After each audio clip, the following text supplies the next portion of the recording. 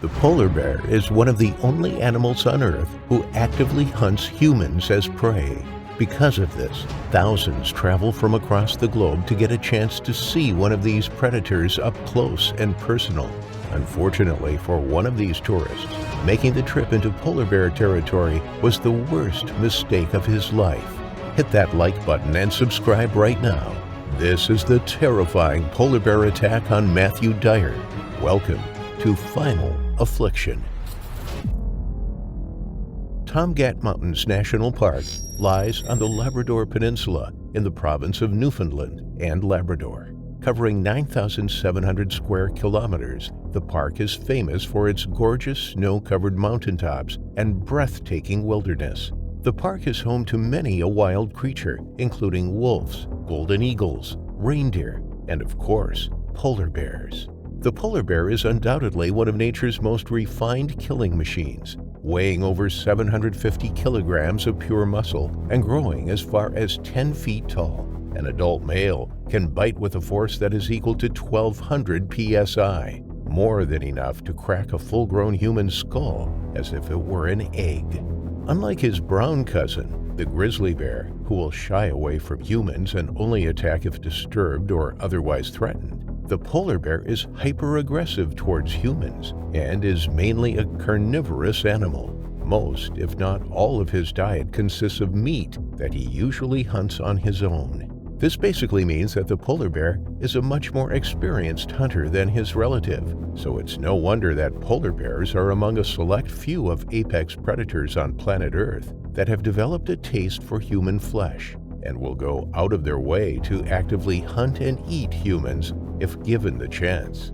This is the disturbing story of a nature-loving man who was unlucky enough to be on the receiving end of one of these beasts' powerful jaws, helplessly getting mauled as his ligaments tore and bones shattered, while his friends could only watch in horror. Matt Dyer was a 48-year-old lawyer living in Easton, Maine, who was obsessed with all things nature.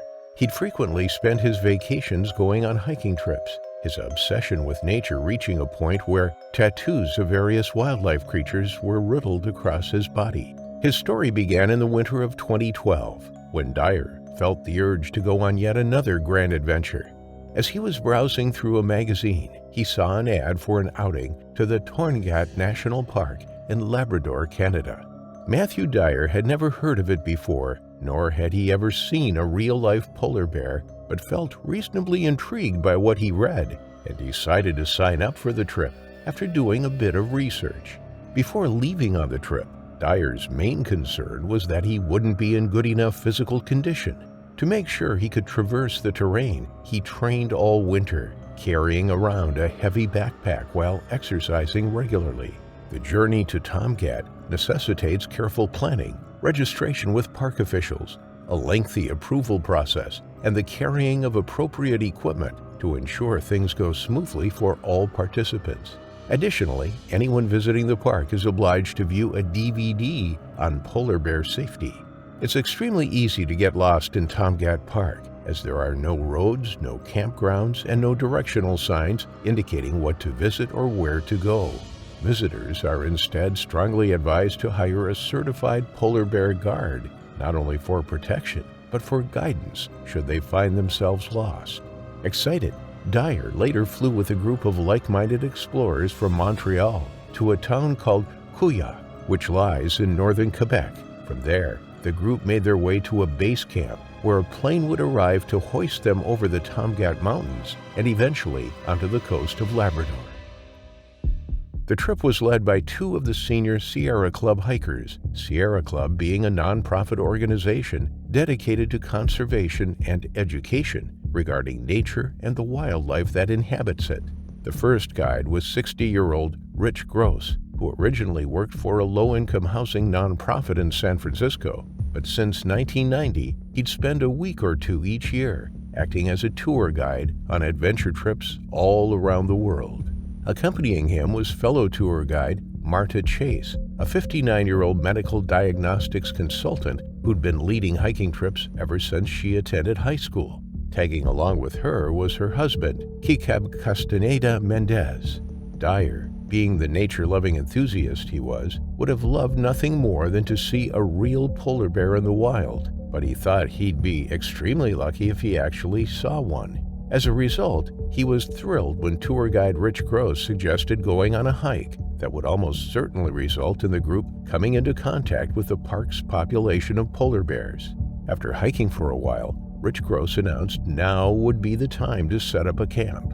The camp consisted of a few tents to sleep in, a cooking area to cook and store food, and perhaps more importantly, an electrified fence that stretched around the campground. A fence that was advertised as being capable of delivering an electric shock powerful enough to scare off any wandering predator, even though it was just powered by a couple of double D batteries, the same ones you'd likely find in a standard flashlight. The group knew the potential danger they were embarking on, yet they elected not to hire a dedicated polar bear guard, instead opting to just carry around flare guns and bear spray that they felt would be enough to quickly get rid of any unwanted bear encounters. After going to sleep at around 10 p.m., the group woke up the next day early in the morning to the sound of one of their fellow members announcing that he'd seen a polar bear close by the beach. Dyer quickly jumped out of his bed to witness the majestic animal. As he and the group made their way to where the bear was spotted, they soon saw a mother bear and her few-month-old cub only a few hundred yards away from where they set up camp. He was overwhelmed with joy. His eyes were fixated on the mother's every move, and he sat there admiring the creature's natural beauty, especially the young cub. Eventually, Gross announced it was time to head back to camp to have breakfast. After eating, they all geared up and went out to explore the mountains. They hiked through some of the most breathtaking views of nature, the icy lakes, the snow-covered mountains, the crystal blue water. It was all perfect. In the near evening, at about 4 p.m., they stopped near their camp and decided to relax for some time, as they were exhausted and their feet were sore due to hours of hiking. As they hunkered down, Dyer spotted a dangerous figure 100 yards away that seemed to be stalking the group. It was a full-grown male polar bear, 10 feet tall, larger than any bear they'd ever seen. Compared to the female bear they had previously seen, this bear was twice as big and had a broader coat. It approached them slowly, putting out its tongue and sticking its nose in the air, as if it were evaluating the two-legged creatures it had just come upon. They spared no effort to scare the bear away as he kept getting closer, grouping together to appear larger and more intimidating and making loud noises. However, this did little to stop the bear, who was now rapidly approaching them from less than 50 yards away. Rich had no choice but to pull out his flare gun and fire it at the beast. The animal continued to move closer to them as the flare was shot. However, the bear turned and raced off in a dead sprint when the shot landed in front of it, causing a second blast. Realizing the danger they put themselves in by sitting down outside the relative safety of their camp, they quickly gathered their things and made a beeline back to their tents. The crew was ecstatic when they arrived at camp, since adrenaline was surely pumping through their bodies. Everyone appeared to believe the danger was over, except for Dyer, who was uneasy about the whole situation and felt that the bear wouldn't give up that easily unless it had a plan. And as it turned out, it did. As the bear would later be seen a few hundred yards from the camp Dyer and his team had established, it would simply sit there for hours, peering at the camp from a distance, as though studying their behavior or looking for the easiest target. Gross wasn't concerned. That's what the fence is for, he told the group. As much as Dyer's crew assured him they were safe inside the camp, he still could not bring himself to fall asleep. So Matt positioned himself outside of his tent and stared down the bear as it watched them while the rain poured down. He remained there for over an hour, gazing at the bear and being soaked by the gloomy gray sky as the day wore on, before finally giving in and going to sleep. The crew spent the entire day of July 23rd observing the bear with binoculars. The bear appeared calm and unthreatening, spending the majority of the day dozing out. Later that night, a group member by the name of Eisenberg decided to check up on the bear's whereabouts before dinner. but discover it had mysteriously vanished from its original location and was nowhere to be seen.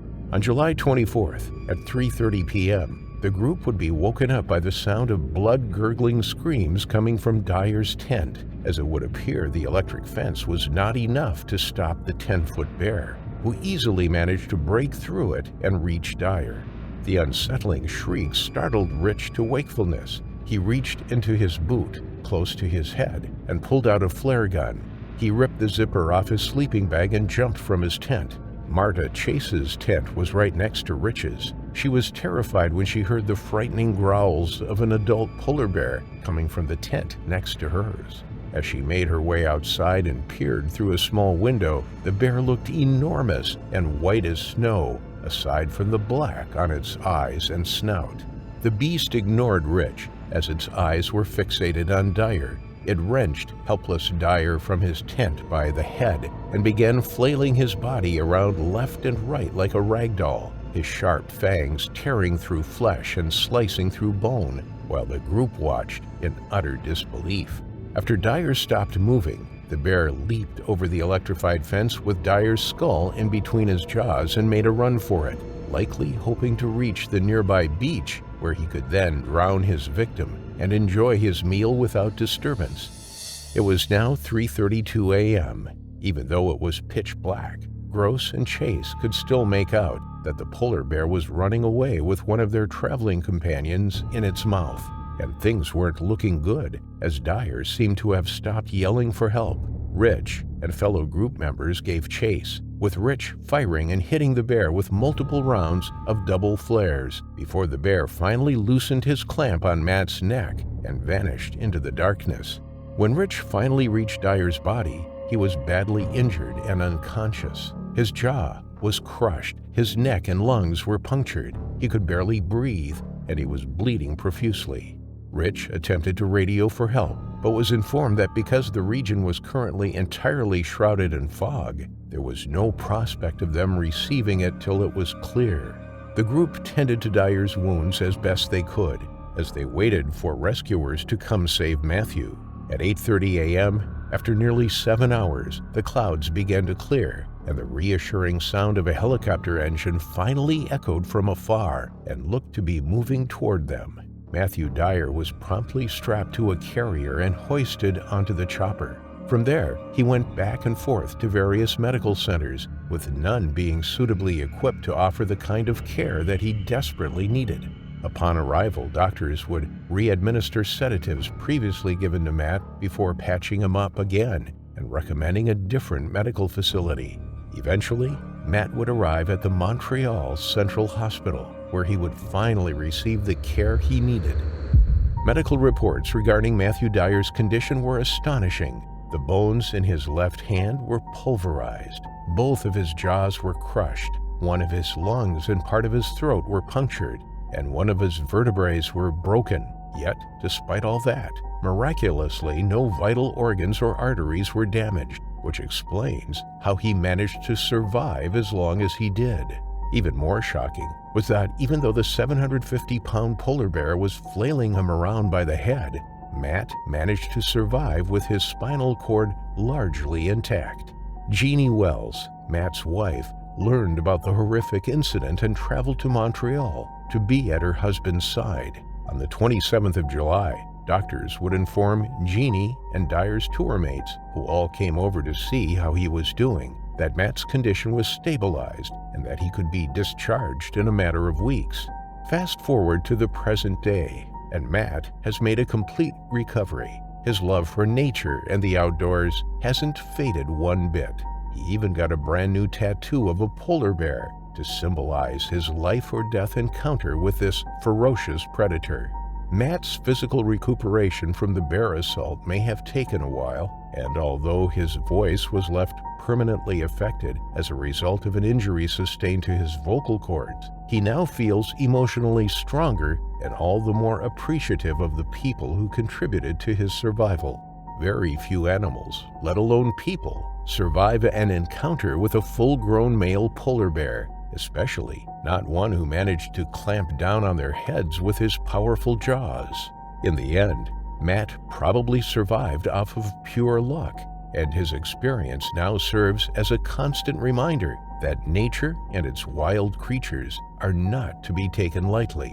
Any situation can turn nasty at any time, and before you realize it, you could be standing at the threshold of death, watching in horror as your grip on life crumbles before you, witnessing nothing but darkness after suffering your final affliction.